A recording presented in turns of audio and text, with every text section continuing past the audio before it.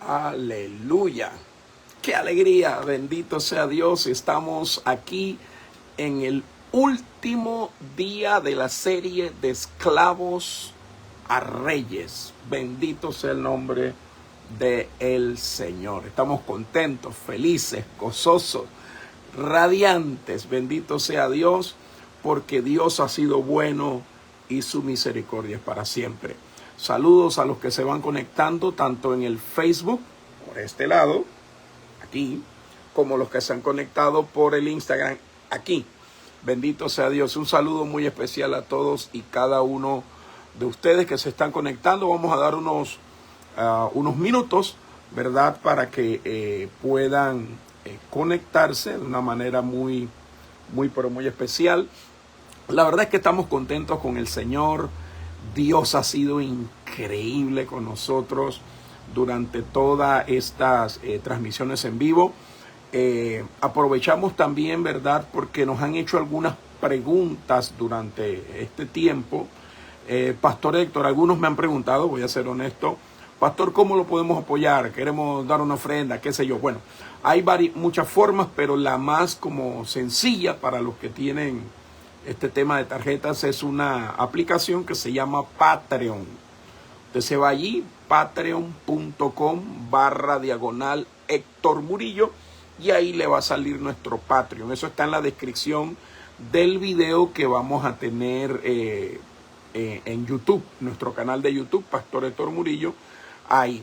Esa es una de las preguntas. Otra de las preguntas que nos han hecho, Pastor, estamos viendo ahí en la parte de atrás de usted sus libros, algunos de sus libros. De hecho, tengo más, pero esos son algunos aquí en la parte de atrás de nosotros. Y me han dicho cómo podemos adquirirlo en formato digital. Bueno, también lo puede hacer en nuestra tienda de Patreon, que le sale más económico que en Amazon.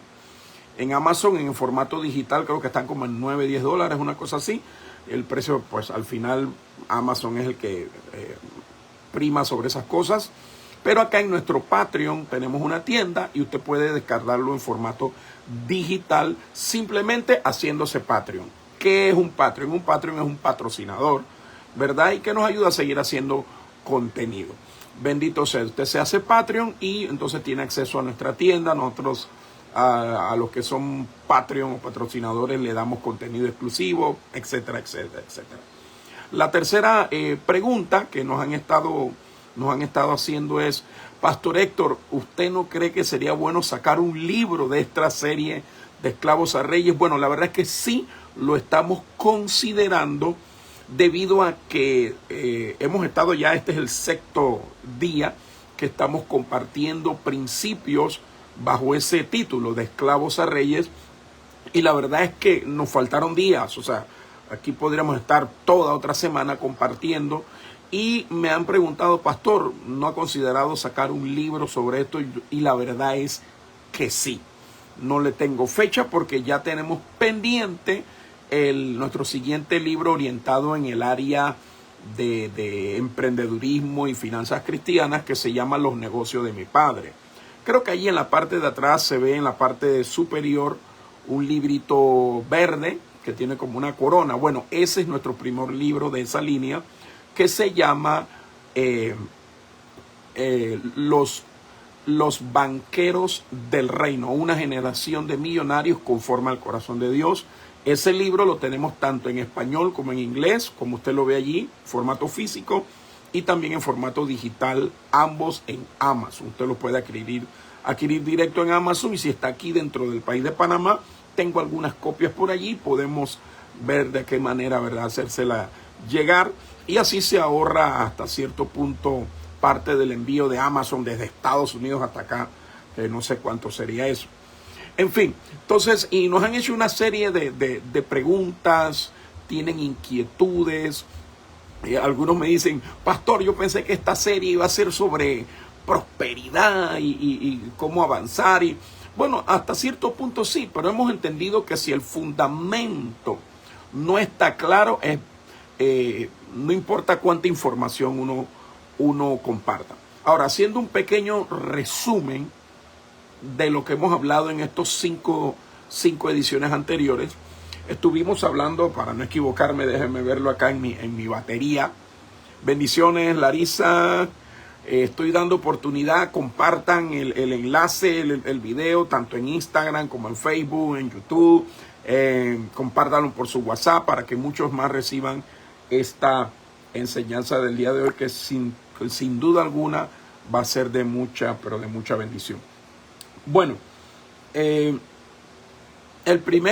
la primera edición de esta serie de esclavos a reyes, estuvimos hablando en la primera ocasión sobre los tipos de esclavitud que existen.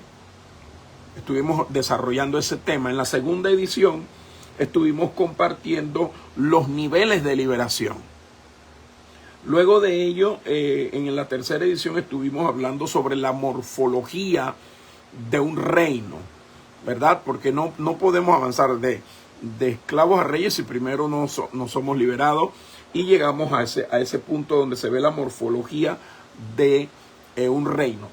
En la cuarta edición estuvimos hablando de manera muy, pero muy especial sobre el protocolo de los reyes. Eso estuvo a otro nivel. Si usted no ha tenido la oportunidad, puede irse directo a nuestro canal de YouTube, Pastor Héctor Murillo. Usted busca ahí Pastor Héctor Murillo y ahí le va a salir, o le pone el título que usted desee, ¿verdad? Para que pueda mirarlo, examinarlo y todo lo demás. Y en la última edición, bendito sea Dios, estuvimos hablando de manera muy especial sobre la economía de la realeza.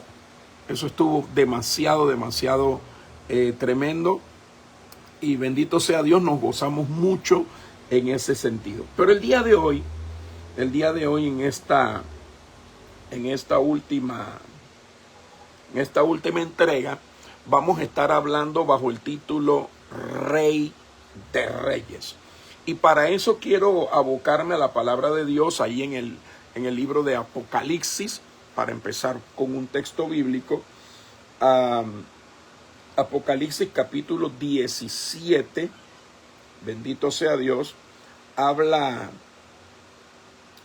gloria al Señor, habla una cosa demasiada hermosa, para ser honestos. Déjenme irme acá, donde era que estaba yo, ya se me perdió el texto, bendito sea Dios. Aquí lo tengo. Libro de Apocalipsis, capítulo 17, vamos por el versículo 14. Apocalipsis 17, 14, vamos a leerlo. Dice así. Dice: pelearán contra el Cordero. Pelearán contra el Cordero, y el Cordero los vencerá. Esto es tremendo, me encanta, porque mira por qué los vencerá. No porque es poderoso, no porque es santo, no porque es justo. Dice, y Él los vencerá, y el Cordero los vencerá, porque Él es Señor de señores y es Rey de reyes. Gloria a Dios. Y los que están con Él, o sea, tú y yo, dice la Biblia, que son llamados, elegidos y fieles. Esas tres cualidades. Entonces, para darle un poquito de sustento, de fundamento a lo que estamos hablando, tendríamos que irnos al Antiguo Testamento para ver varias cosas interesantes, para entonces entrar en cada uno de los puntos. Es curioso, uno pregunta, pero ¿de dónde viene eso? ¿Cuál es la raíz de todo esto? En el Antiguo Testamento, cuando Dios quiso establecer un reino, y eso lo explicábamos en sesiones anteriores, Dios primero operó por un hombre, porque Dios tomó la determinación se propuso en sí mismo no hacerlo separado de nosotros, no hacerlo a priori, sino que Dios ha decidido salvar al hombre, por el hombre, a través del hombre y para bendición del hombre. Lo único con lo que Dios se queda es con la gloria. Eso es lo único que le es exclusivo de Dios y le pertenece solamente a Él. Entonces, lo interesante de todo esto es que cuando Dios busca un hombre llamado Abraham. Abraham, Dios lo saca de la tierra idolátrica de allá de los caldeos, un lugar llamado Ur. Y Abraham ya era un hombre próspero, ya era un hombre que materialmente tenía algunas cosas, pero él no era más que de repente un comerciante, un pastor o una persona pues que se había ganado la vida. Pero lo interesante, y quiero que me preste mucha atención, es que entonces Abraham, cuando Dios lo llama, ¿verdad? La Biblia dice en el capítulo 12 de Génesis, pero Dios había dicho a Abraham, sal de tu tierra y de tu parentela a la tierra que te mostraré y haré de ti una nación grande. Y serán benditas en ti y en tu simiente todas las familias de la tierra. Cuando uno lee, pero Dios le había dicho a Abraham, nos da a entender la gramática hebrea, que era que Dios había estado insistiendo, que no era que Dios le había hecho una sugerencia aislada, no. Dios estaba motivando, hablándole a Abraham, ¿verdad? Hasta que Abraham toma la determinación de obedecer a Dios. Y Abraham entonces sale de Ur de los Caldeos, dice la Biblia, que él le creyó a Dios y le fue contado por justicia. La Biblia dice que en la carta a los Hebreos, que por la fe Abraham salió, ¿verdad?, de ese lugar a la tierra que habría de recibir por herencia. Y dice mi Biblia, y esto es poderoso, salió sin saber a dónde iba. Es decir, que el hombre y la mujer de fe, la gente del reino, han aprendido a gerenciar adecuadamente la incertidumbre. El problema de nosotros es que queremos todas las garantías habidas y por haber, conocer todos los más mínimos detalles del plan de Dios para nuestra vida, y no nos movemos en pisadas de fe, como dice la Biblia que lo hizo nuestro padre Abraham. Entonces, ¿por qué? Porque Abraham no es el padre de todos los cristianos, es el padre de todos los creyentes, dice la Biblia. En otras palabras, saludo hasta Nicaragua. Bendito sea Dios, casa de Jehová. Bendiciones a los pastores, bendiciones a mi hermana Gregoria. Qué bendición tenerlos a todos. Al Genis, Dios te bendiga. Entonces, para llegar a donde quiero llegar, tengo que explicar esta cronología. Entonces, Dios trata con Abraham. Abraham le cree a Dios, establece la fe como moneda de curso en el reino. Entonces, viene Dios, trata con Abraham. Abraham pasa por una serie de procesos donde incluso hasta le cambia el nombre de Padre Exaltado, que es lo que significa Abraham, y le cambia el nombre a Abraham, que significa Padre de muchedumbres de gentes. Y como lo hemos explicado anteriormente, Dios no anula quién eres tú, sino que potencia quién ya tú eres. Él era Padre Exaltado y Dios lo potencia a Padre de muchedumbres de gente. ¿Por qué Dios le cambia el nombre? Número uno, porque Padre Exaltado era el nombre que Taré, su padre, le había legado y que lo ligaba a su pasado. Yo quiero que tú sepas que el libro de Apocalipsis dice que Dios, el que le es fiel a Dios hasta la muerte, hasta el final, dice que Dios le va a dar un nombre nuevo que solo Él conoce, solo el que lo recibe conoce. Entonces Dios le cambia el nombre a Abraham, ¿verdad? Para potenciar quién era, para potenciar su destino, para potenciar su asignación. Entonces viene Abraham y empieza a pasar por una serie de procesos. Y en un momento determinado, él, la Biblia dice que era riquísimo en ovejas, en sirvientes, etc. Y también su sobrino Lot, que había salido de Ur de los Caldeos, lo que era un antidiseño. Lot, hasta cierto punto, es un antidiseño de Dios. Porque en el diseño de Dios, Dios le había dicho a Abraham, sal de tu tierra y de tu parentela y de la casa de tu padre. O sea, los parientes no debían venir en ese viaje, tampoco sus padres. Pero Abraham, como podemos ver, le creyó a Dios, pero fue una fe que en cuanto a la obediencia no fue perfecta.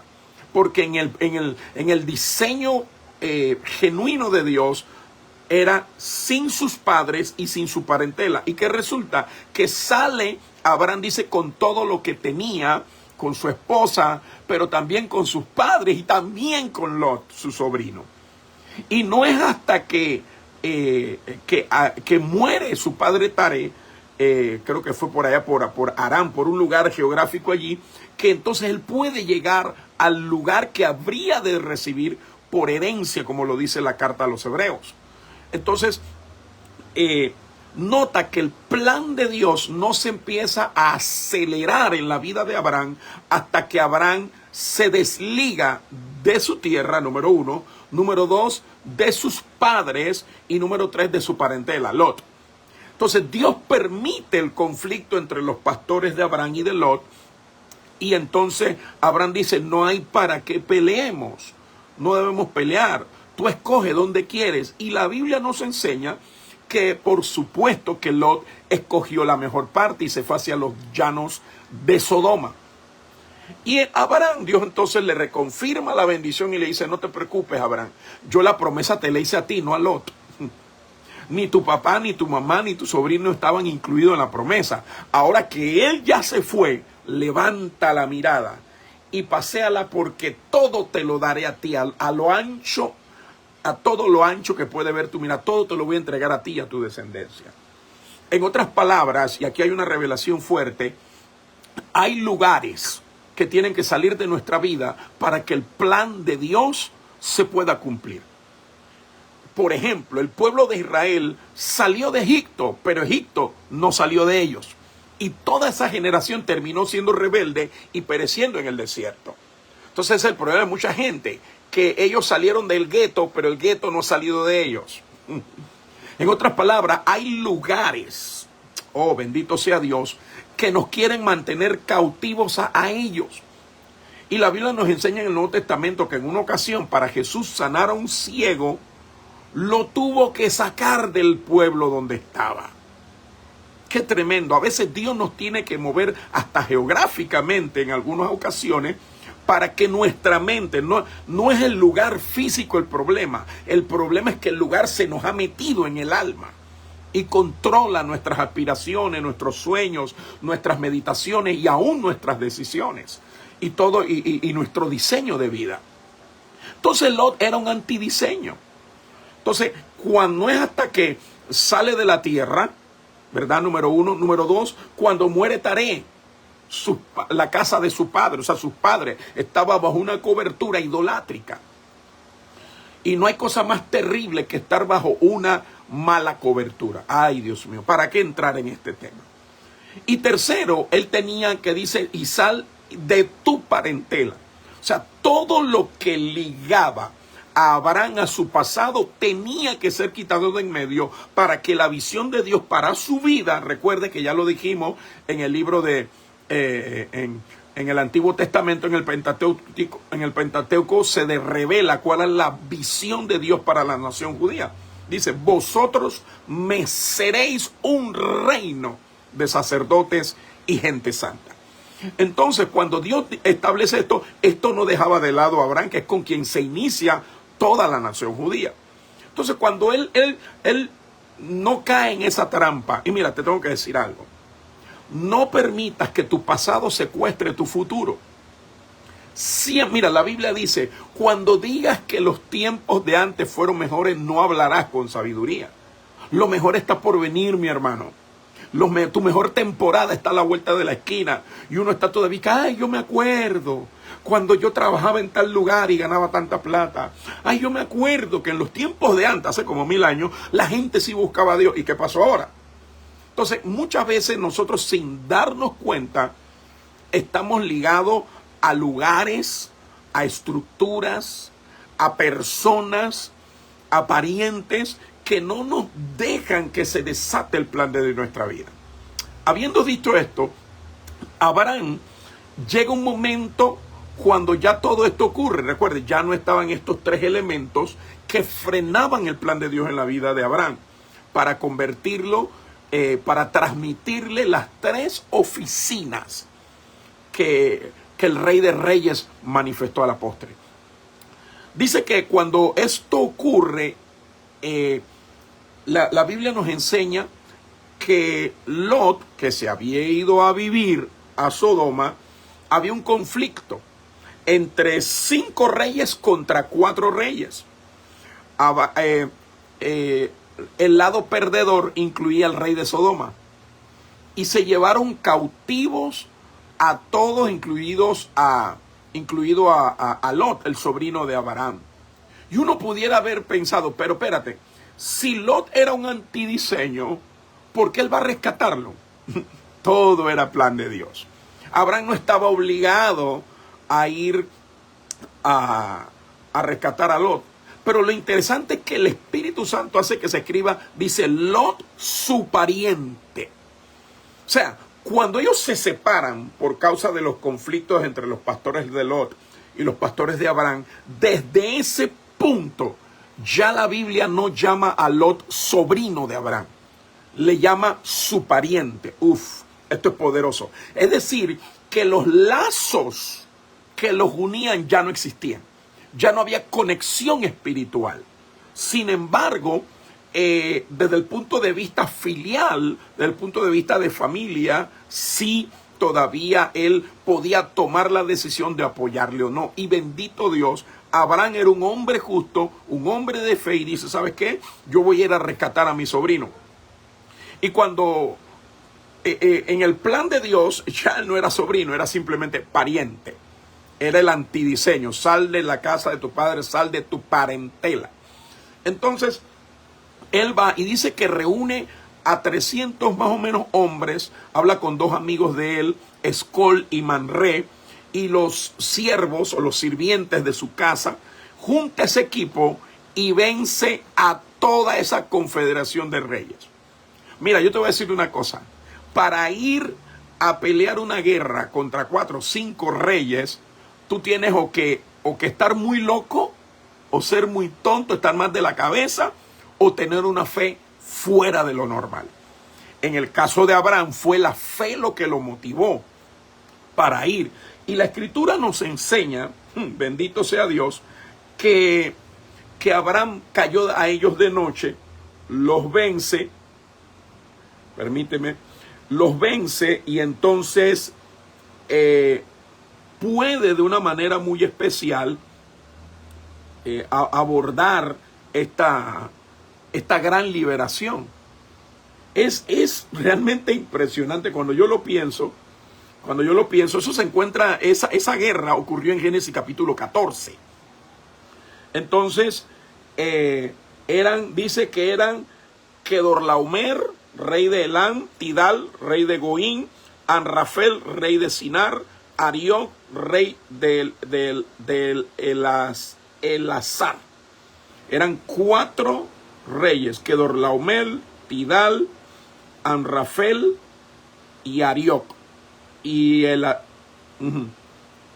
4 de estos reyes. Estos 4 reyes vencen a la confederación de reyes, dentro de la cual estaba el rey de Sodoma. Entonces, permíteme verificarlo. Qué tremendo. Dice, permítame leerlo. Estaban estos reyes y fueron contra un rey que se llamaba Bera, que era el rey de Sodoma. Birsa, el rey de Gomorra. Sinab, rey de Abna. Semeber, rey de Seboín, y contra el rey de Bela, la cual es Zoar. O sea, estos 5 reyes, bendito sea Dios, se juntaron allí en un lugar llamado el Valle de Sidín. Hay mucha revelación aquí, pero vamos a entrar a lo que queremos. Estos 5 reyes habían sido súbditos del rey Kedorlaomer durante 10 años, 12 años, dice el versículo 4. Entonces, esta gente van a la guerra, se rebelan, pero pierden. Entonces, Abraham, con un grupeo de personas que no eran soldados, que no eran tampoco, recuerde que el nombre a Abraham le decían Abraham el hebreo, que significa Abraham el errante. O sea, a él no lo veían como rey. Uf, bendito sea Dios. A él no lo veían como rey, pero era una batalla de 9 reyes. Uf, esto es poderoso. Faltaba uno para que fueran los 10. Y el número 10 en la Biblia, usted sabe la connotación que tiene. Entonces, Abraham, bendito sea Dios, ya ahorita va a aparecer el 10º rey, que no era Abraham. Entonces, Abraham entendiendo las leyes de la guerra, él se va bajo el cuidado, el respaldo de Dios y vence a estos 4 reyes, rescata a Lot, su sobrino o su pariente, como sea que le llamen en diferentes partes del libro de Génesis. Pero lo curioso es que cuando él lo rescata, porque para Abraham sí era su sobrino, hago la aclaración, nunca dejó de ser su sobrino, pero en el plan de Dios ya él era solamente su pariente. Ahora, cuando Abraham vence a los reyes, esto inmediatamente lo posiciona como rey. Y te explico por qué. La Biblia dice que cuando él regresa de la victoria sobre esos reyes, le sale al encuentro el rey de Sodoma y le ofrece el botín. Y Abraham le dice, no, señor. Abraham lo rechaza y dice, no sea que mañana tú digas, yo enriquecí a Abraham. Recuerde que antes de eso, antes del conflicto de Abraham y de los pastores de Abraham con los pastores de Lot, su sobrino, la Biblia comienza diciendo que Abraham era riquísimo en bienes, en esclavos, en ganado, en labranza, en oro, en plata. O sea, el hombre era riquísimo. O sea, primero, el rey de Sodoma no lo iba a poder enriquecer. ¿Ok?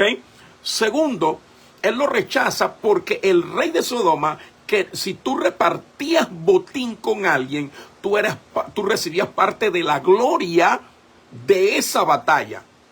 Y recordemos, el rey de Sodoma quería parecer como vencedor cuando no lo era.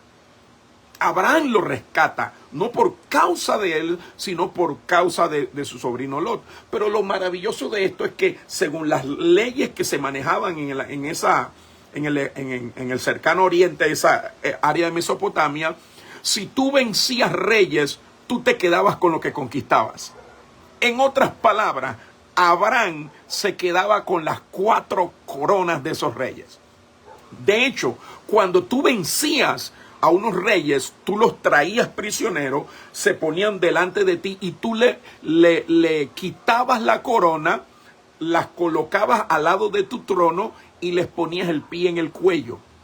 Ese era un acto que se hacía en esos entonces. O sea, Abraham, oh my God, Abraham hizo eso. O sea, Abraham ahora quedaba posicionado como rey sobre toda esa gente. Esto es poderoso. Ahora, ¿qué atrae al 10º rey? Ahí te va. O sea, cuando tú eres gente de fe, entonces tú empiezas a operar en un nivel de rey. Cuando tú enfrentas tus conflictos, escúchame bien, no enfrentes tus batallas como mercenario ni como vasallo. Enfréntalas como lo que Dios dice que somos, reyes y sacerdotes para Dios. Entonces, bajo esa posición, Abraham ahora atrae. La Biblia dice que cuando él vuelve de la batalla, de esa victoria de los reyes, que ya se había hecho este acto que yo menciono, entonces le sale al encuentro Melquisedec, justo después que apareció el rey de Sodoma. Y dice la Biblia que Melquisedec, que era sacerdote del Dios Altísimo, oficina 1. Número 2, era rey de Salem y rey de paz, dice la Biblia. O sea, que era rey y era sacerdote, lo cual en el Antiguo Testamento no se había revelado todavía. Y número 3, era profeta. ¿Y de dónde sale esto? Porque dice que sacó pan y sacó vino y dijo, bendito sea Abraham del Dios Altísimo que entregó a los reyes en tu mano. Y dice que lo bendijo y Abraham le dio los diezmos de todo. ¡Wow! ¡Qué poderoso! O sea que Melquisedec era rey, sacerdote y profeta. Los mismos atributos de Cristo. Lo que ha llevado a algunos exégetas de la Biblia a decir que este rey, Melquisedec, no era rey de un lugar que se llamara Shalom, que se llamara paz. No, sino que era un título nobiliario. Porque la misma Biblia dice en la carta a los Hebreos que este Melquisedec, permíteme decirte en qué texto está eso, Melquisedec, ahí en Hebreos capítulo 7, dice que él no tenía principio ni fin de vida. O sea que no tenía genealogía. En otras palabras, este hombre llamado Melquisedec era lo que se conoce como una teofanía o una manifestación de Cristo preencarnado. ¿Dónde ocurre esto de nuevo? En el libro de Josué. Cuando Josué está antes de ir a la conquista de Jericó, se le aparece en los llanos de Jericó un varón con una espada desenvainada y él lo adora. Pero este personaje acepta que él se postre delante de él, lo cual es raro, porque los ángeles no permiten que los seres humanos los adoren. Entonces, los teólogos, porque él dice, yo no soy ni de ustedes ni de ellos, sino como príncipe del ejército de Jehová. Entonces, los teólogos dicen que esa era una teofanía de Cristo, tanto la de Melquisedec como la de este príncipe con la espada desenvainada en tiempos de Josué. Y ahí la Biblia está llena en diferentes partes donde se dice que el ángel de Jehová que seguía a Israel era Cristo. Pues la Biblia dice, el apóstol Pablo dice, y la roca que lo seguía en el desierto era Cristo. Entonces, ¿qué te quiero decir con esto? Abraham, al darle los diezmos de todo a este personaje Melquisedec, que según muchos exégetas se refería a Cristo preencarnado, recuerde que la Biblia dice, aleluya, que Jesús dijo, Abraham vio mi día y se gozó. O sea que Abraham y Cristo ya se conocían de antes. Y se conocían de dos lugares. Número uno, de este que sacó pan y sacó vino. La cena del Señor, el pacto. Al Melquisedec sacar pan y sacar vino y bendecir a Abraham, estaba haciendo un pacto eterno. Entonces, también cuando Dios le pide a Abraham que sacrifique a su hijo Isaac, allá en el monte Moriah, él dice, Dios se va a proveer para el sacrificio, y entonces aparece un carnero enlazado en un zarzal, o sea, enredado en un zarzal, y la Biblia enseña que ese carnero representaba a Cristo. En otras palabras, Cristo estaba haciendo referencia tanto al encuentro de Melquisedec y Abraham, y también cuando aparece como cordero, como carnero para el sacrificio. Entonces a Abraham se le revela primero Jesús, aleluya, a Abraham se le revela primero Cristo como rey, sacerdote y profeta, y por último entonces en el monte Moriah Jesucristo se le revela a Abraham como el cordero que quita el pecado del mundo, como el sacrificio poderoso. Porque en el Nuevo Testamento se habla de que era un cordero, pero en el caso de Abraham aparece en la personificación de un carnero, o sea, de ya no una ovejita, sino un animal más poderoso que se podía subir por las montañas escarpadas. Entonces, nos habla del poder del Cristo, el sacrificio de Cristo desata poder real. Entonces, ¿qué pasa? Significa que cuando él hace esto con Melquisedec, se desatan varias cosas en la vida de Abraham. ¿Sabía usted que Abraham también tocó esas tres oficinas? La oficina profética, la oficina de rey y la oficina de sacerdote. Pastor Héctor, demuéstremelo. Es que el Rey de Reyes está metido en todos lados. Una vez él entra en esa conexión con Melquisedec, que era rey, profeta y sacerdote, bendito sea Dios, se empiezan a desatar también antes y después de este hecho estas oficinas en Abraham. Por ejemplo, cuando él va a la tierra donde había un rey llamado Melquisedec, por donde tú veas van a ser reyes, un rey llamado Abimelec, perdón, y él finge de nuevo, porque cuando descendió a Egipto también fingió que su esposa no era su esposa sino su hermana o prima o lo que fuere, y acá también hace lo mismo, pero Dios le habla en sueños a Abimelec y dice, no toques a esta mujer, porque el esposo es profeta. O sea, la primera persona en toda la Biblia que Dios le llama profeta es Abraham. Bendito sea Dios.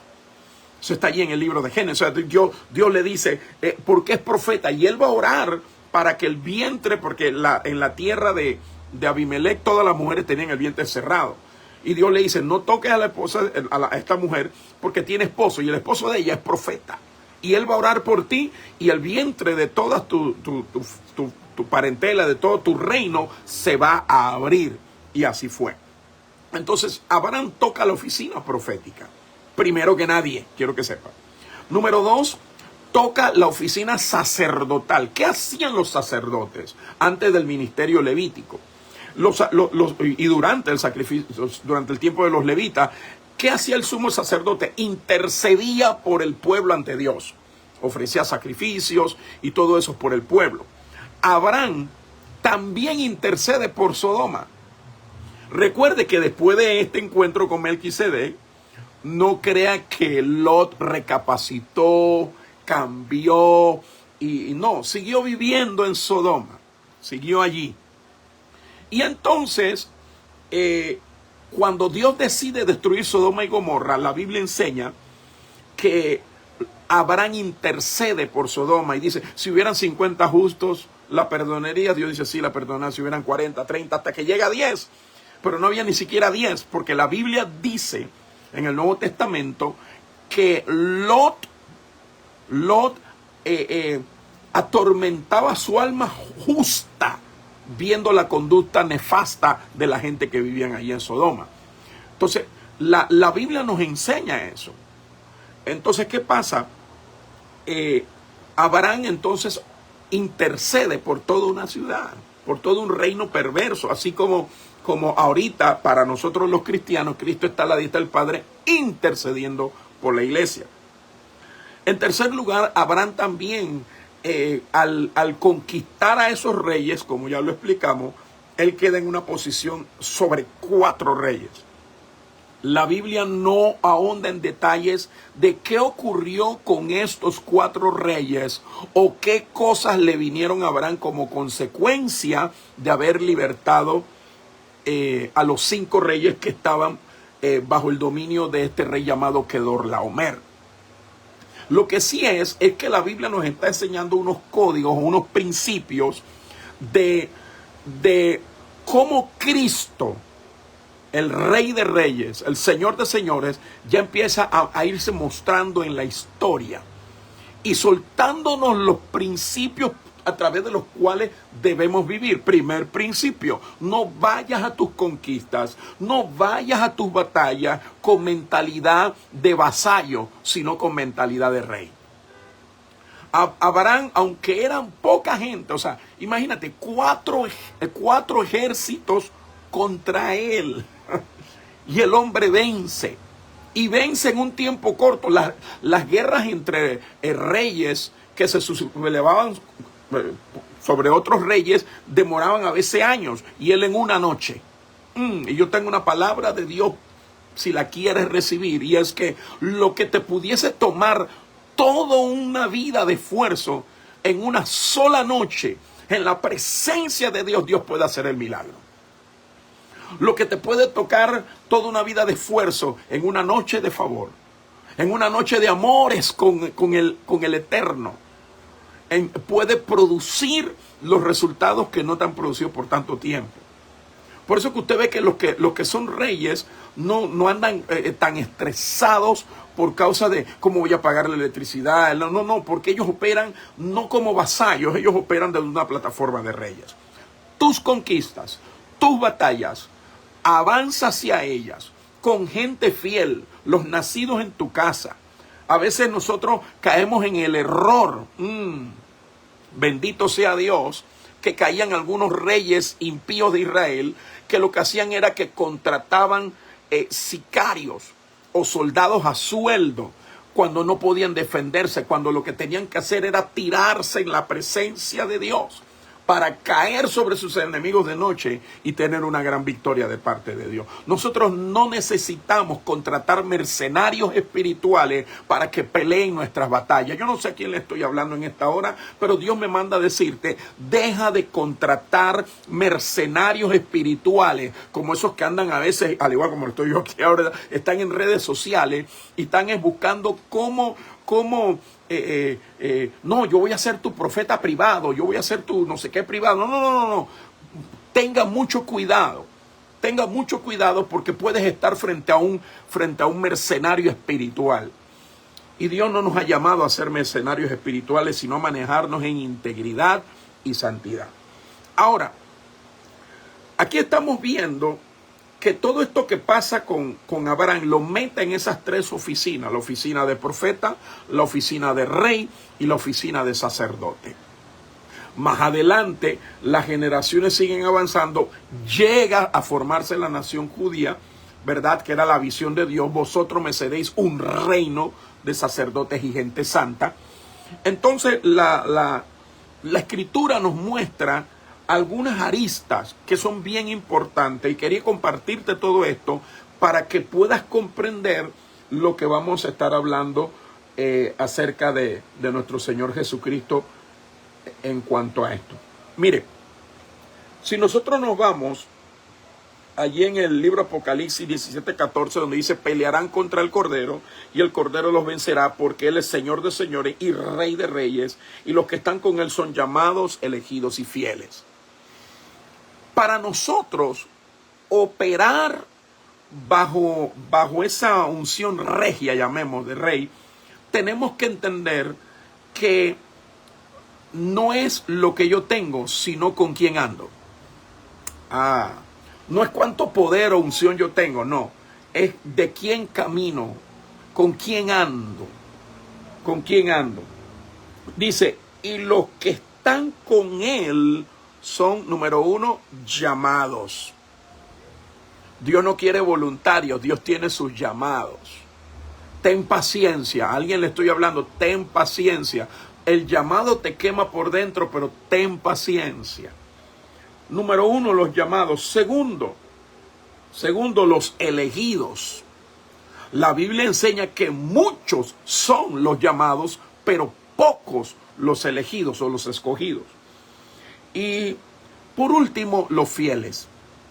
Mira, hay personas que Dios les ha llamado a grandes cosas, pero no califican. No califican, y por ende, y no porque, esto no es por obras, esto es por cómo reaccionamos al favor divino. Y eso es lo que hace que nos elijan. Jesús lo dijo en el Evangelio según San Juan: ustedes no me eligieron a mí, yo los elegí a vosotros. Y esto es lo maravilloso de Jesús, del Rey de Reyes, que Él no ve en nosotros lo que los demás ven. Porque nosotros nos miramos en el espejo y decimos: no, definitivamente yo no califico. Pero Él ve en nosotros cosas que ni nosotros a veces vemos. Como mencionábamos en ocasiones anteriores, que cuando Saúl estaba siendo atormentado por un espíritu inmundo de parte de Jehová, uno de sus consejeros dijo: yo he visto a un hijo de Isaí, que es hermoso, que toca el arpa bien, que es varón valeroso de guerra, y Jehová está con él. Y lo trajeron para estar en palacio. Entonces, muchas veces David, yo creo que si le hubieran dicho que hay un hijo de Isaí que tiene estas características, él habría dicho: bueno, con la única con la que me identifico es que toco bien el arpa. Entonces, muchas veces el Rey de Reyes ve en nosotros cualidades, actitudes que nos califican para operar en la unción regia, pero nosotros mismos no la vemos. ¡Qué tremendo! Entonces, son llamados, elegidos y fieles. Y ahí están la longevidad o el éxito a la postre de nuestra vida como creyentes. No está en lo que logramos, sino en quién aprueba lo que logramos. La Biblia dice que es necesario que el administrador sea hallado fiel. Y Dios te está diciendo en esta hora que, como dijo el apóstol Pablo, Dios me ha tenido por fiel poniéndome en el ministerio. ¡Wow! Tenemos que honrar eso. Ahora, hay cinco caras o matices y que Dios quiere que desarrollemos en nuestra vida y que están en el Rey de Reyes y Señor de Señores. Aquel Melquisedec, sacerdote del Dios Altísimo, rey de Salem, que bendijo a Abraham, y entonces va recorriendo la historia hasta Apocalipsis, y Dios nos dice que lo primero es su carácter. Lo primero que tú y yo debemos desarrollar es nuestro carácter. Y entiéndase por carácter Cuando la gente te ve a ti, debe ver a Jesús. Debe ver a Jesús. A veces la gente dice en el argot popular, no, esta persona tiene un carácter. Y lo que quieren decir es que es una persona que se enoja con facilidad. Pero no estamos hablando de eso. Carácter, de hecho, la palabra carácter significa literalmente de una sola pieza. Por ejemplo, cuando en el libro de Job, Satanás dice, uy, todavía retiene su integridad. Y su propia esposa también le dijo, todavía mantienes tu integridad, maldice a Dios y muérete. O sea, su integridad es todavía te mantienes de una pieza, sigues bajo las mismas convicciones, sigues creyéndole a Dios, sigues, porque él llegó a decir, aunque me mate, en él esperaré. O sea, este hombre, Job, había determinado mantener su carácter, es decir, mantenerse en una pieza, es decir, su integridad. Ahora, en la Biblia, carácter era aquella parte del escudo de los romanos que estaba en el mero centro del escudo. No todos tenían ese escudo, pero los de cierto nivel tenían este tipo de escudo. Y en el centro del escudo estaba lo que se conocía como el carácter. Como el carácter. Y al mirar el carácter del escudo de esta persona, tú podías saber su rango, a qué legión romana pertenecía y en algunos casos hasta la antigüedad que tenía él como soldado o como oficial del Imperio Romano. En otras palabras, tu carácter es lo que está en el centro de tu escudo. Revelación de revelaciones. La Biblia dice que nuestro escudo, el escudo del creyente, es el escudo de la fe. O sea, lo que está en el centro de tu fe, tus convicciones más arraigadas de la fe, aquello que tú crees, llueva, truene o relampaguee, ese es tu carácter, lo que no va a cambiar, lo que se mantiene en el centro de tu escudo. Entonces, esto es bien tremendo porque lo que más le falta a la gente hoy es carácter. Y me gusta que cuando la Biblia habla de Jesús, del Rey de Reyes, lo que nos habla de que su carácter se manifestaba en su justicia. El libro de Apocalipsis dice que Él es aquel que con justicia lucha y pelea. En otras palabras, todas tus conquistas, todas tus batallas deben ser hechas con el escudo de la fe, pero con el carácter de justicia. Entonces, en segundo lugar, la otra arista o faceta del Rey de Reyes no solamente es su carácter de justicia, sino que también el poder bajo el cual él opera. La Biblia no se equivoca cuando dice a través del profeta, no es con espada ni por fuerza, sino con mi espíritu. La Biblia, cuando habla de Jesús en el libro de Apocalipsis, dice que de su boca sale una espada aguda para herir a las naciones. Y esto nos está hablando de las palabras bajo la unción del Espíritu Santo. Jesús lo dijo en el Evangelio según San Juan. La letra mata, pero el Espíritu vivifica. Y más adelante dice, las palabras que yo les hablo son espíritu y son vida. Dios te está diciendo que la palabra que salga de tu boca debe saberse que es el Espíritu Santo que está hablando. Yo como predicador, yo me doy cuenta cuando estoy fluyendo y cuando no. Yo me doy cuenta cuando lo que estoy impartiendo o compartiendo simplemente es conocimiento teológico y bíblico o cuando es una palabra revelada. Esto lo experimentaron los discípulos cuando se encontraron a Jesús camino a Emaús. Dice la Biblia que ellos comentaban entre ellos, ¿no nos ardía el corazón cuando nos abría las escrituras? Entonces Dios te está diciendo, te voy a hacer que de tu boca salga una espada espada de fuego aguda para herir a las naciones. En otras palabras, una palabra ungida que va a romper con los antidiseños que están pululando aún dentro de la iglesia. Entonces, Dios nos está diciendo, tenemos que operar como opera el Rey de Reyes, bajo un carácter de justicia, pero también bajo el poder del Espíritu Santo. No podemos disociar la conquista del poder del Espíritu Santo. Tercero, me encanta, el método del Rey de Reyes es la sabiduría. ¿Cómo hace las cosas?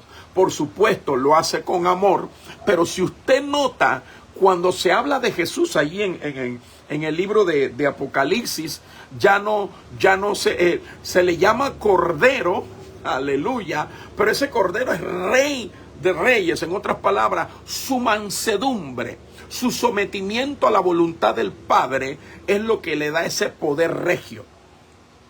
La Biblia lo dice en la carta del apóstol Pablo a los Filipenses, capítulo 4, dice que haya en vosotros el mismo sentir, la actitud que hubo en Cristo Jesús, que siendo en forma de Dios, no estimó el ser igual a Dios como cosa a que aferrarse, sino que se despojó y llegó a una condición de hombre. Y dice la Biblia, y en esa condición de hombre se humilló hasta lo sumo, por lo cual Dios el Padre le dio un nombre que es sobre todo nombre, para que en el nombre de Jesús se doble toda rodilla de los que están en el cielo, de los que están en la tierra y de los que están debajo de la tierra. La palabra que se usa ahí es el Seol, es decir, de los que están en el cielo, todos los ángeles, de los que están en la tierra, todos los seres humanos, y de los que están debajo de la tierra, todos los que han muerto. En otras palabras, está diciendo todo el mundo espiritual, todo el mundo temporal y físico, y todos los que ya están en esa transición. Entonces, lo maravilloso de esto es que Él opera bajo sabiduría. Cuando la Biblia habla de los 7 espíritus de Dios, está hablando también habla en cierto sentido de la sabiduría.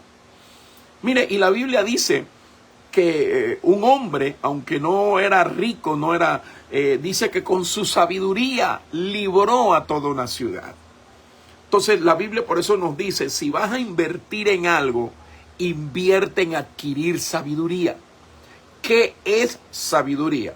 Sabiduría es la utilización práctica y efectiva del conocimiento. El conocimiento no es más que información aplicada.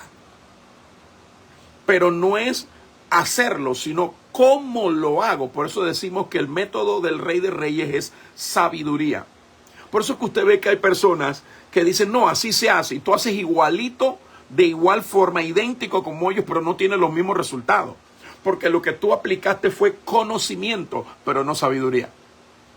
Y hay un nivel de sabiduría que el apóstol Pablo nos habla en la carta a los Corintios, que dice que es la sabiduría espiritual. Dice, sabiduría oculta desde antes de los tiempos para nuestra gloria. O sea, a la iglesia, Dios le da una sabiduría que no pueden resistir. El libro de los Hechos nos dice que cuando Esteban estaba dando su discurso ante los judíos, dice que no podían resistir la sabiduría y el espíritu con que hablaba Esteban. Le rechinaban los dientes de la rabia. Entonces, la sabiduría, yo puedo declarar sobre ti que la gente no va a poder resistir, no van a poder argumentar ante la sabiduría que Dios te va a dar, porque te va a dar una sabiduría no convencional. Cuando Cristo habla de esta sabiduría, dice que la sabiduría que viene de lo alto, primeramente es humilde, es pura, es santa, llena de buenos frutos. La sabiduría del mundo es diabólica, animal, humana. Pero la sabiduría que viene de lo alto, por eso la Biblia nos dice a través del apóstol Santiago, si alguno necesita sabiduría, pídala a Dios. Porque si no, el mundo te va a ofrecer la de ella y esa no sirve. Esa no tiene carácter eterno. Entonces me gusta que el método del Rey de Reyes es precisamente la sabiduría. Y yo me atrevo a hablar en fe sobre tu vida, que Dios te va a impartir una sabiduría que la gente se va a quedar pasmado. Ahora, el Rey de Reyes, cuando estuvo sobre la tierra y en las teofanías a través de la Escritura, manifestó sabiduría en 3 dimensiones. Número 1, una de las mayores señas o muestras de sabiduría, y anótalo ahí, es tu silencio. Oh my God. Tanto así que la Escritura dice que aún el necio, cuando calla, es tomado por sabio. O sea, una de las manifestaciones de sabiduría es el silencio, saber cuándo mejor quedarme callado. Y hay varias situaciones donde es mejor quedarse callado. Número 1, cuando estás ofendido. Número 2, cuando estás herido. Número 3, cuando estás deprimido.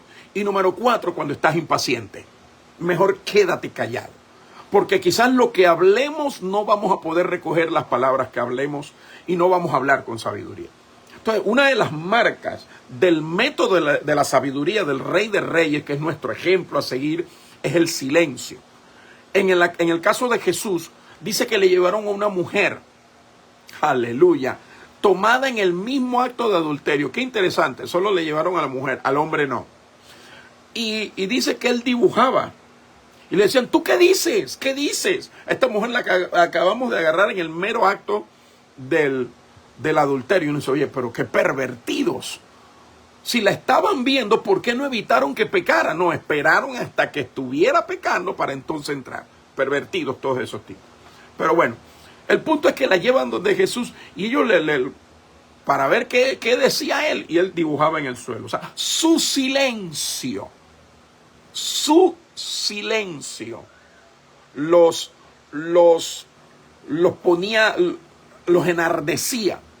Generalmente tu silencio es útil por varias razones. Número 1, porque la gente no sabe qué esperar de ti porque tú te quedas callado. Número 2, tu silencio es poderoso porque no permite que los que te están hablando se metan en tu cabeza. Y número 3, porque tu silencio te permite pensar muy bien cuál va a ser tu respuesta para no hablar sin pensar. Como lo dice la Escritura claramente, dice, por lo cual sean pocas tus palabras. Y fueron pocas las palabras de Jesús. Jesús lo mira y le dice, el que esté libre de pecado de ustedes, tire la primera piedra contra ella. Y dice la Biblia que acusados por su conciencia, desde los más ancianos hasta los más jóvenes se fueron. Y quedó Jesús con la mujer en silencio. Y la mira, sigue dibujando en el suelo con su dedo y la mira y dice, ¿dónde están los que te acusaban? Dice, ninguno hay, Señor. Y dice, bueno, vete y no peques más. Ya, eso es todo. O sea, Cristo operó en sabiduría. Entonces, número 1, tu silencio revela sabiduría divina. Número 2, aleluya, tu perdón. Usted sabía que una de las acciones más sabias que puede hacer un ser humano es perdonar. Perdonar. Cristo, en nuestro ejemplo, cuando estaba en la cruz, le dijo a la gente, perdónalos porque, le dijo al Padre, perdónalos porque no saben lo que hacen. Es decir, no son sabios, no saben, no tienen conocimiento, desconocen lo que yo conozco. Entonces, cuando tú conoces, cuando en ti hay esa sabiduría, no solo tienes la información, el conocimiento, sino la sabiduría, tú vas a operar en perdonar. Mire que Cristo en una ocasión le preguntaron, ¿cuántas veces debo perdonar a mi hermano que pecare contra mí? 7 veces, 70 veces, y él dice, no, hasta 70 veces 7, 490 veces. Y en la numerología judía, el número 490 aparece varias veces y revela la naturaleza de nuestro Señor Jesucristo. ¡Qué locura! Entonces, lo que Cristo estaba diciendo no era que lo perdonaras hasta 490 veces, sino las veces que sea necesaria. 7 por 7, 49. Es decir, multiplica lo que tengas que hacer con el perdón. La gente sabia sabe perdonar. Y con esto no estoy diciendo que se ponen allí, no, sígueme pegando. Hermano, Entiende esto, solo tienes 2 mejillas para dar. Cristo dijo, si te pegaran en una mejilla, pégale en la otra. O sea, dale la otra también. Sí, pero nada más tienes 2. Te pegan a la primera para que te despiertes. Te pegan en la segunda para que aprendas. Ya la tercera, ya, por favor. Entonces, lo que el Rey de Reyes nos está mostrando es que la sabiduría, el método del cielo es la sabiduría, no la fuerza. Es la sabiduría, no la coerción. Es la sabiduría, no el temor. Entonces eso es lo que me encanta. La sabiduría se manifiesta en tu silencio, pero también se manifiesta en tu capacidad de perdonar. Y tercero, la sabiduría se manifiesta con tus asociaciones. Con quién tú te asocias habla de tu nivel de sabiduría. Y a mí me encanta porque cuando Abraham iba a pelear contra aquellos, esos 4 reyes que lideraba el rey Kedorlaomer, dice que él se buscó a los nacidos en su casa y número 2, hizo a sus 2 amigos, que en la palabra cuando dice sus aliados, la palabra allí significa amigos de sangre. O sea, en esa época hacían un pacto de sangre, literalmente se cortaban las manos, las 2, y se la agarraban y decían, ahora estamos unidos por sangre. Era un pacto de sangre, lo cual pues, obviamente apuntaba al pacto de sangre en la sangre de nuestro Señor Jesucristo. Entonces, estos 2 amigos de Abraham, Escol y Manré, eran amigos de sangre. Habían hecho un pacto de sangre. Entonces, ellos van a esa batalla y aunque eran 4 enormes ejércitos, que eran tan poderosos que subyugaron a 5 ejércitos, entre ellos al rey de Sodoma, Abraham tiene victoria. Porque mira, me encanta que Dios siempre reduce la cantidad de gente. Usted conoce cuando Gedeón, Dios lo manda a vencer, ¿verdad?, a los madianitas y a toda esa gente. Dice que, dijo, los que eran miles, decenas de miles, y dice, mire, son demasiados. Todo el que tenga miedo, todo el que esté recién casado, todo el que se vaya. Y se fue un montón de gente. Y dice la escritura que después dice, llévamelos los que quedaron, llévamelos a las aguas, allí los voy a probar.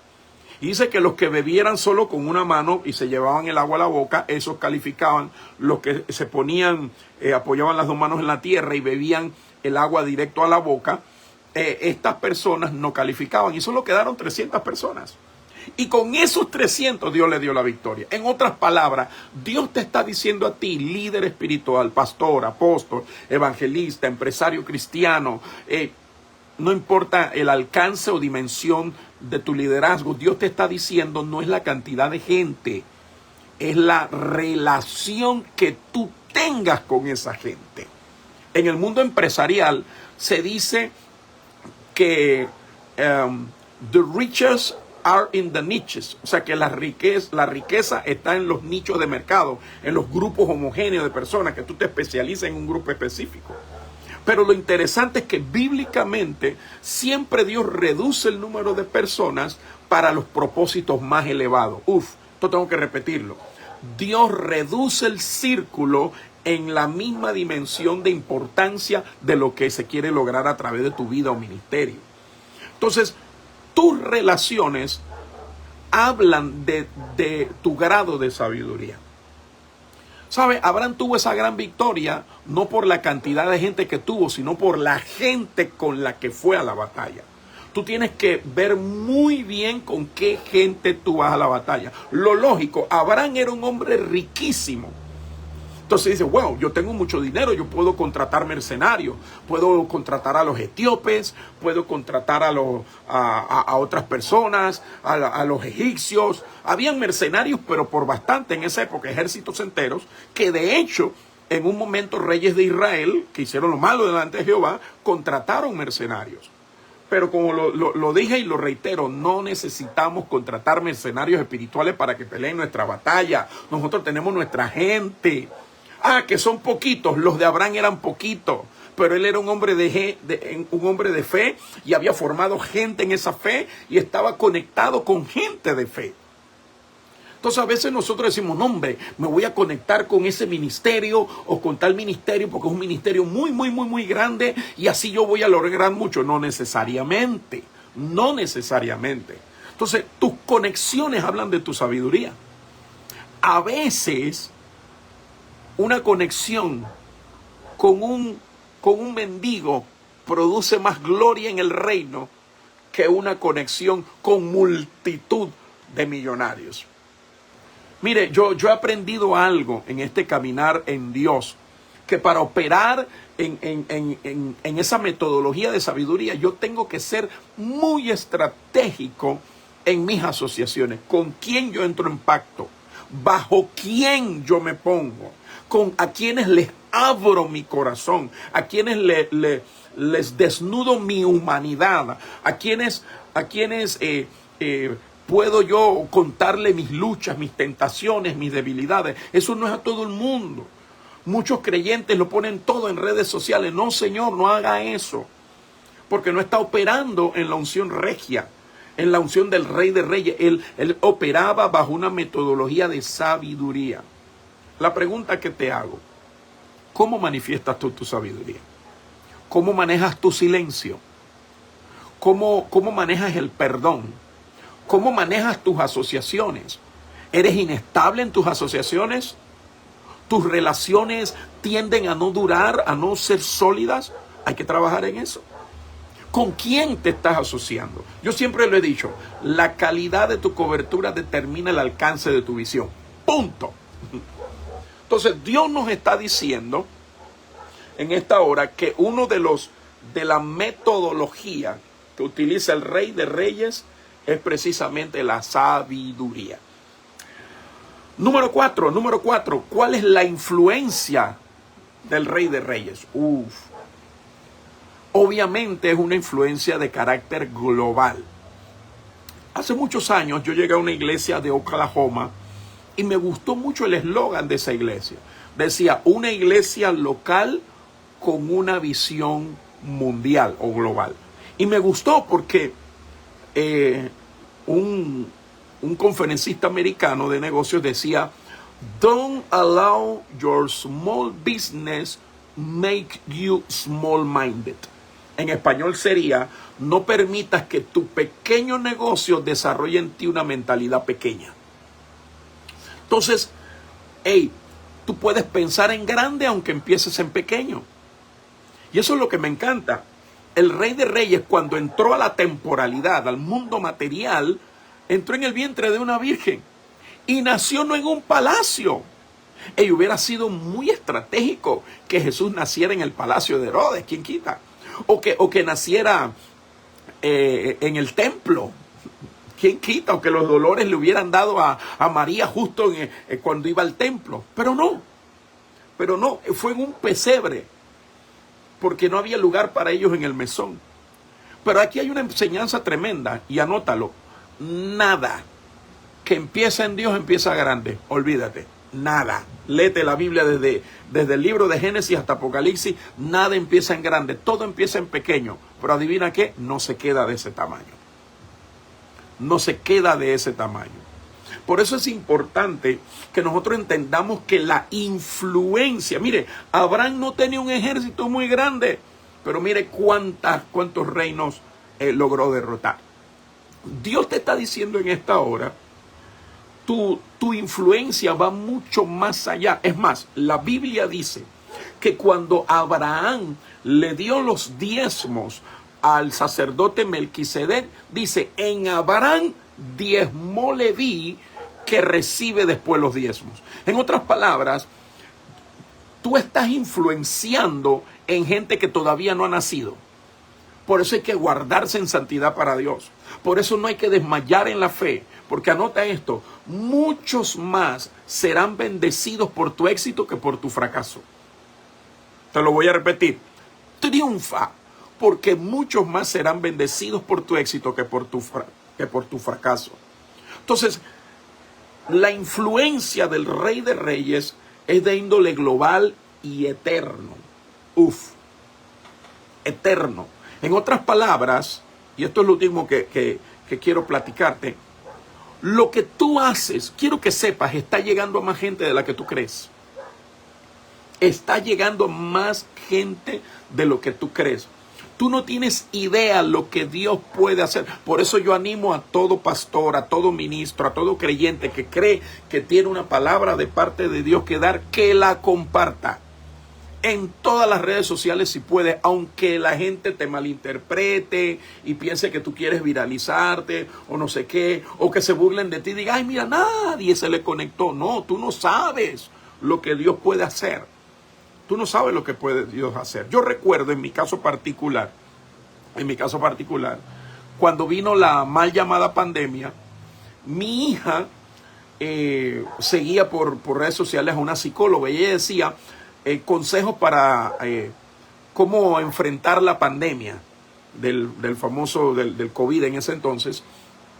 Y decía, uno de los consejos decía, haz algo que te guste todos los días.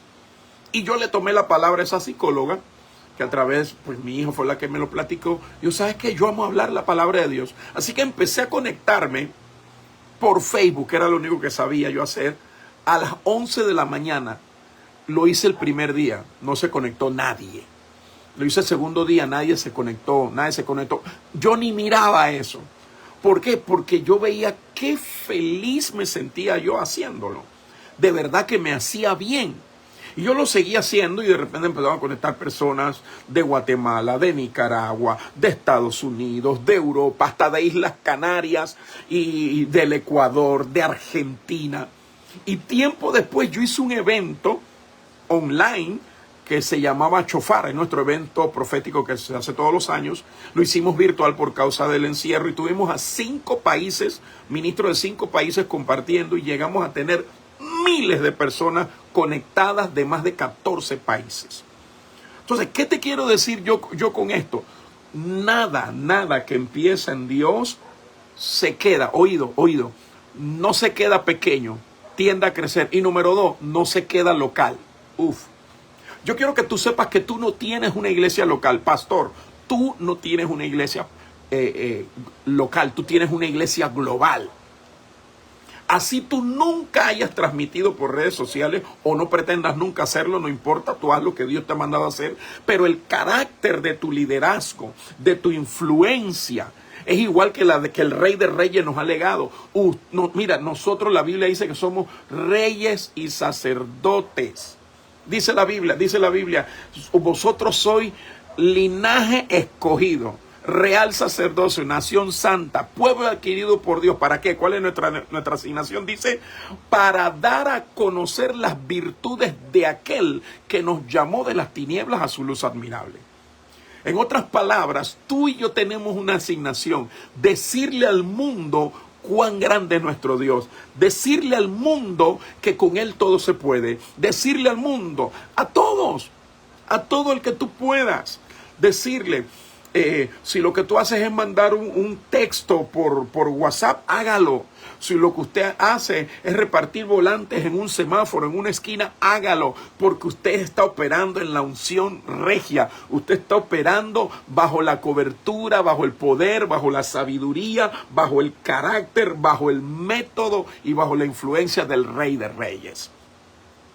Wow, yo puedo testificar que luego de eso, allí en esas transmisiones durante la pandemia, fue que conocí a unos hermanos de Guatemala. Y después, cuando pasó la pandemia, ellos fueron el conecte para yo ir y hacer una cruzada multitudinaria allá en Guatemala. Entonces, uno no sabe. Y estas personas me testificaban, pastor, yo lo conocí cuando usted hizo el evento Chofar. Yo, mire usted. Y yo en ese evento no prediqué, yo solamente me encargué como de los controles y de presentar a los predicadores y eso. Entonces, lo que te quiero decir con esto, tú no tienes idea. No desmayes. No desmayes si la gente que tiene cerca tuyo no está respondiendo a tu mensaje. Tu mensaje va más allá de las personas que tienes enfrente. Te lo digo de parte de Dios. Lo que tú hablas de parte de Dios va más allá de la gente que tienes enfrente. Yo conozco un varón, un amigo, él está en el estado de la Florida y él me dijo, no, yo fui pastor. Yo digo, ¿y todavía eres pastor? Dice que no, ¿y ahora qué eres? Dice, soy feliz porque él decía que se le conectaba más gente en la transmisión que en el mismo templo. Yo en mi mente yo digo, qué visión tan limitada. Qué visión tan limitada. Él medía su éxito pastoral por la cantidad de personas que tenía enfrente. No, tú no tienes idea hasta dónde llega tu pastorado, tu liderazgo. Yo recuerdo en una ocasión, nuestro muy querido y respetado pastor Carlos Cortés, creo que está conectado por el Facebook en este momento. En una ocasión él me dijo, tú no tienes una iglesia, tú tienes muchas iglesias, pero no en un mismo lugar. Y eso a mí se me quedó en la mente. O sea que lo que yo hago está tocando vidas, congregaciones enteras en diferentes lugares del mundo, estando yo desde aquí, desde mi país, y también cuando Dios me permite viajar. Entonces, lo que Dios te está diciendo es que tu influencia, escúchame, tu influencia va más allá de lo que tus ojos ven y más allá del tiempo que tú crees que ocurre. Por eso me encanta, tu influencia es de índole global. Y cada vez cuando a ti te pregunten, oye, ¿y cómo es tu iglesia? Tú dile, mi iglesia es una iglesia en franco crecimiento, aunque tengas 2 personas. En franco crecimiento. Y te digan, y tu liderazgo es global. Tengo un ministerio global. No estás mintiendo, porque a la luz de la Escritura, lo que tú haces toca toda la tierra. La Biblia dice de la palabra de Dios, dice, desde donde nace el sol hasta donde se pone, será vuestro territorio. Le dijo Dios allí en el libro de Josué. Dice, desde acá, dice, hasta donde se pone el sol, hasta el final, hasta el horizonte. O sea, mientras más caminas hacia allá, más sigue. Y sigues caminando y más sigue, el horizonte sigue. Entonces yo quiero decirte en esta hora, el Rey de Reyes y Señor de Señores, y es el último punto, nos quiere dar una recompensa. Nos quiere coronar, bendito sea su nombre. Él nos quiere coronar. Permíteme buscártelo aquí, todo como Él quiere coronarte. Aleluya. Mira lo que dice la Escritura. La Biblia nos enseña que hay varias coronas que Dios nos entrega. Y aquí aparecen algunas, aquí tengo las referencias, ¿verdad? Número 1, la corona que tiene que ver con la santidad. La Biblia nos dice en Santiago 1:12, bienaventurado el varón que soporta la tentación, porque cuando haya resistido la prueba, recibirá la corona de vida que Dios ha prometido a los que le aman. Bendito sea Dios. También la Biblia nos habla allí en 1 Pedro 5:4, que es una corona que la van a recibir los pastores. ¿Qué le parece? Mira lo que dice, o los líderes, los que lideran personas a Jesús. Mire lo que dice en 1 Pedro 5:4. Dice, y cuando aparezca el príncipe de los pastores, el Rey de Reyes, el Señor de Señores, dice, vosotros recibiréis la corona incorruptible de vida. Aleluya. Mi alma alaba al Señor. Bendito sea el nombre de nuestro Señor.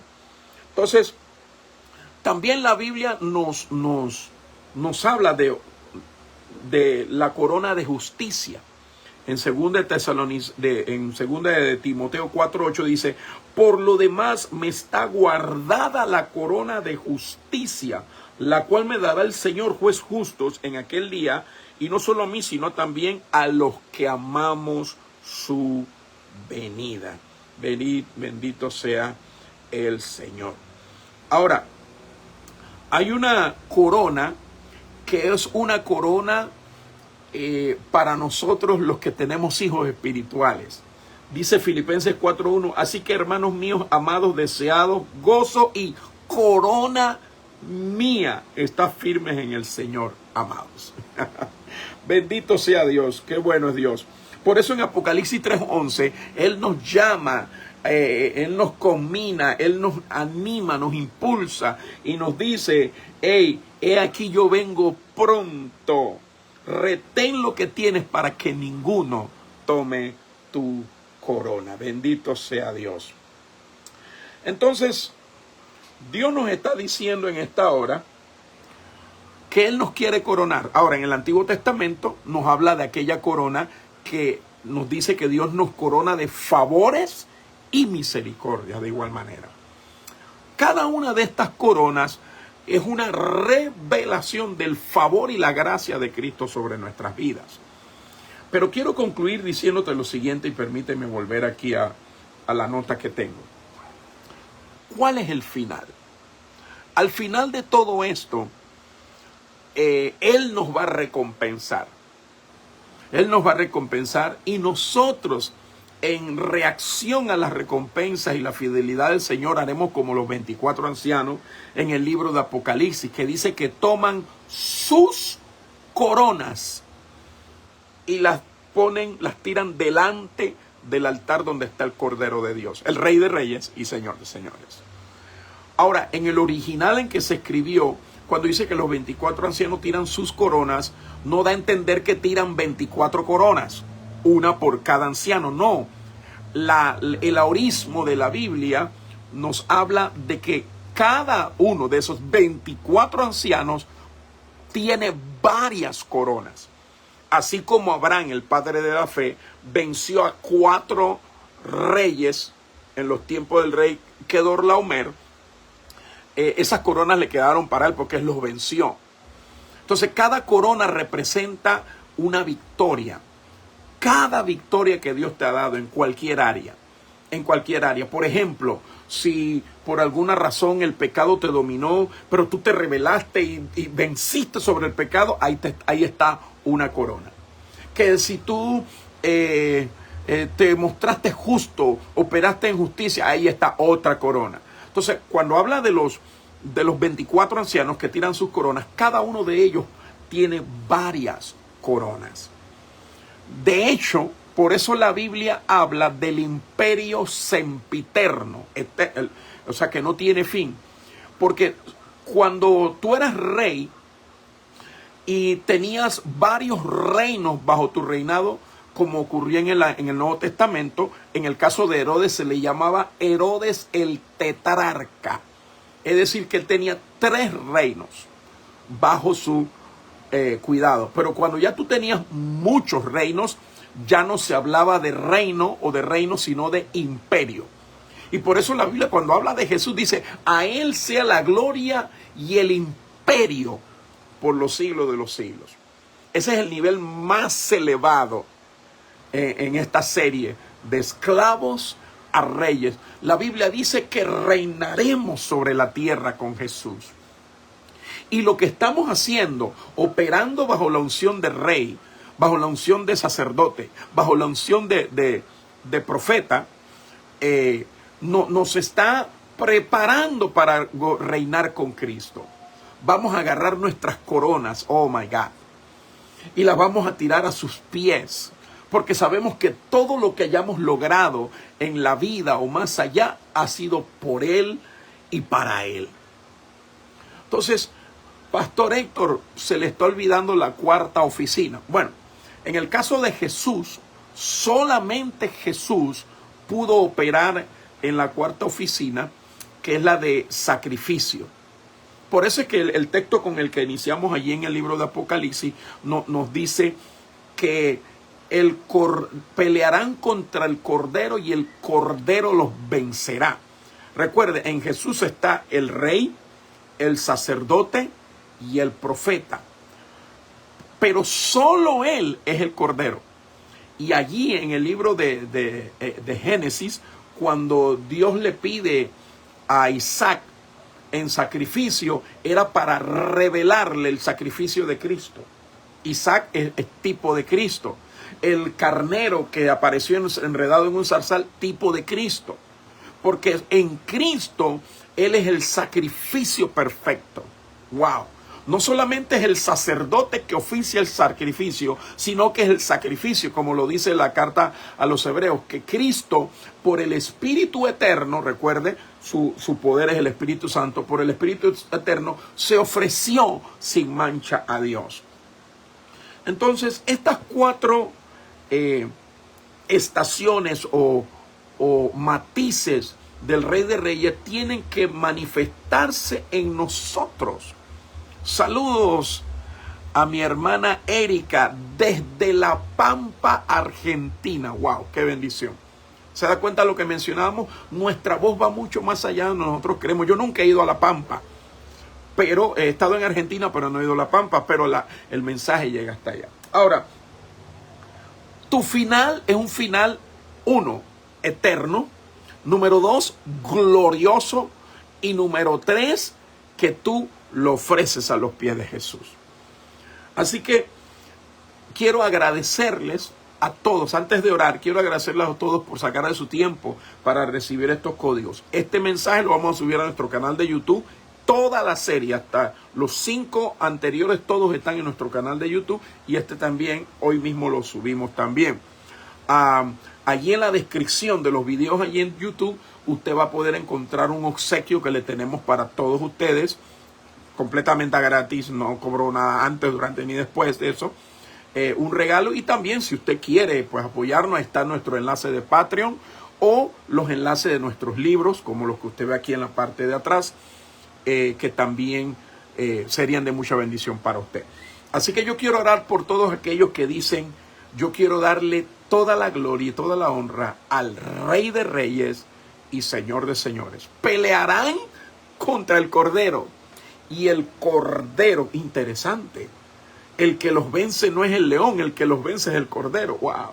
Y el Cordero los vencerá porque Él es Señor de señores y Rey de reyes. Y los que andamos con Él somos llamados, elegidos y fieles. Padre, en el nombre de Jesús, bendigo la vida de cada uno de mis hermanos y hermanas que han tenido a bien estar toda esta semana en esta serie de esclavos a reyes.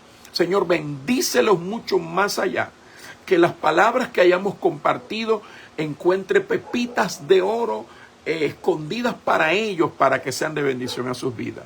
Yo los bendigo en el nombre del Padre, del Hijo y del Espíritu Santo. Me despido, tu hermano y servidor Héctor Murillo. Bendiciones, que la pasen muy bien. Bye bye. Bendiciones. Se les quiere de gratis, se les quiere de gratis, se les quiere de gratis.